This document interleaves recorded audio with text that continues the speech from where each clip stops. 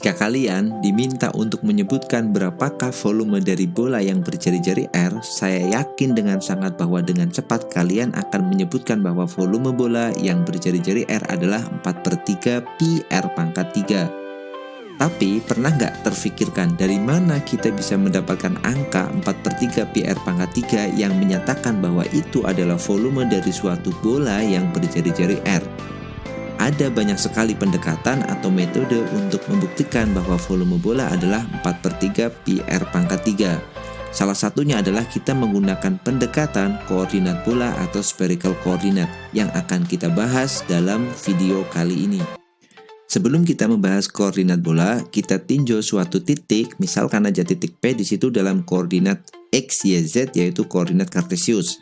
Dalam koordinat kartesius, posisi spesifik dari titik P bisa kita nyatakan dengan koordinat yaitu X, Y, Z.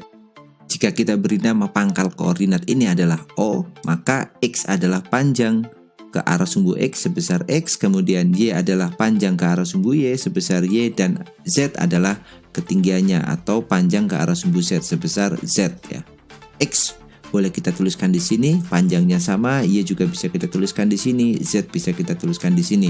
Maka posisi spesifik titik P bisa kita tentukan dengan mengetahui koordinat X, Y, dan Z. Ada cara lain untuk menentukan posisi spesifik dari suatu titik, misalkan titik P pada gambar dengan menggunakan sistem koordinat lain, yaitu koordinat bola. Dalam koordinat bola, posisi titik P dinyatakan dengan koordinat R, V, theta, di mana R adalah panjang dari titik asal, kita misalkan O di sini sampai titik P, kemudian V adalah sudut yang dibentuk di sini, V, kemudian theta adalah sudut yang dibentuk dari sumbu Z ke R seperti ini. Ini adalah theta. Maka dengan mengetahui R, V, dan theta, posisi spesifik titik P juga bisa kita tentukan dengan pasti. Jadi, dalam koordinat bola, posisi suatu titik kita nyatakan dalam koordinat R, V, theta, seperti gambar berikut. Kemudian, untuk koordinat R, dia akan mempunyai vektor satuan yang kita beri nama ER, atau bisa juga kita tulis sebagai R topi atau R head, yang arahnya adalah radial dari pusat bola. Untuk koordinat V, kita beri nama EV atau V head, yang arahnya adalah tegak lurus atau tangensial dengan arah seperti ini. Jadi V-nya arahnya ke sini, V head ya. Misalkan dia ada di titik P, berarti arah V-nya adalah secara tegak lurus atau tangensial seperti ini, V topi atau V head. Kemudian untuk theta juga sama, theta arahnya adalah tegak lurus atau tangensial dengan sudut putarnya seperti itu. Ini theta head atau E theta di sini. Nah, jadi sekarang kita tahu bahwa titik P bisa kita nyatakan dalam koordinat bola yaitu R, V, dan theta. Berdasarkan pengetahuan ini, kita akan membentuk suatu elemen volume dari bola yang berjari-jari R seperti pada gambar. Kita akan lakukan pemotongan atau meninjau satu elemen kecil dari bola yang nanti kita akan jumlahkan elemen-elemen itu sehingga kita akan menemukan volume bola secara keseluruhan.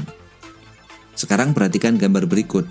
Dari titik P yang terletak dalam koordinat bola tadi, kita akan perluas. Seperti ini, kita akan dapatkan elemen volume atau potongan volume dari bola tadi yang digambar dengan warna hitam dan garis tegas. Nah, sekarang kita akan analisis berapakah volume dari potongan bola ini. Jika misalkan titik pangkal ini kita beri nama titik O dan jarak O ke titik P itu adalah R, maka jarak dari P ke ujung yang atas ini adalah DR. DR itu adalah elemen panjang dari R.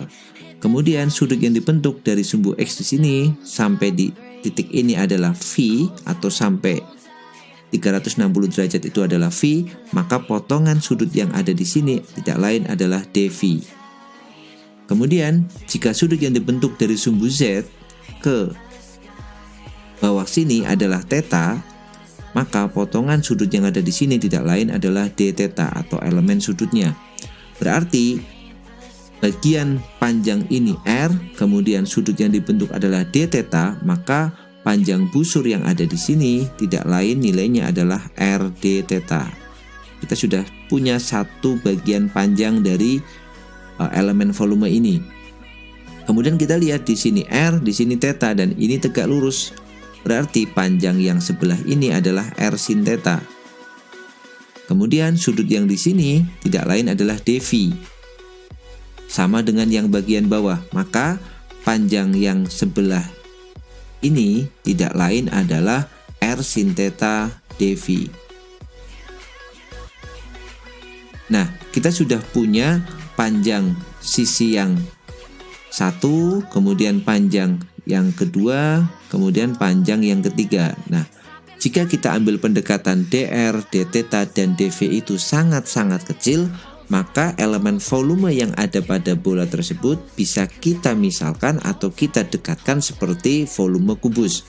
Berarti bisa kita tuliskan elemen volumenya atau dv itu sama dengan dr dikali dengan r d theta dikali dengan r sin theta dv. Ya, seperti kita mengalihkan panjang dikali lebar dikali tinggi, r sin theta dv. Atau kalau kita susun ulang, bisa kita rapikan, r kali r itu r kuadrat, kemudian sin theta, kemudian dr, kemudian d theta, dan dv. dv di sini adalah elemen volume. Jika kita ingin mendapatkan volume total, maka kita lakukan integral.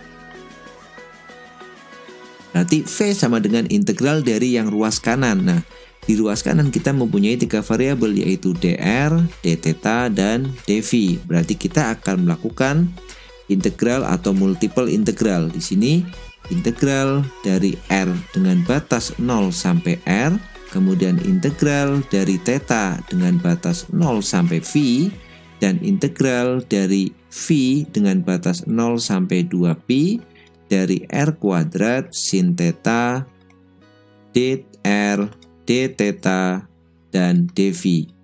Nah, bagaimana cara mengintegralkannya? Kita integralkan satu-satu.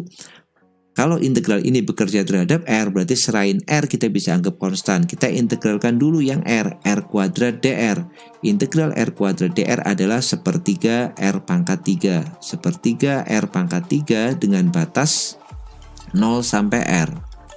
Kemudian sisa integral yang masih ada adalah integral dari theta mulai dari 0 sampai pi, dan integral dari v mulai 0 sampai 2v sin theta d theta dv. Berikutnya kita akan integralkan variabel theta. Integral dari sin theta d theta adalah negatif cos theta.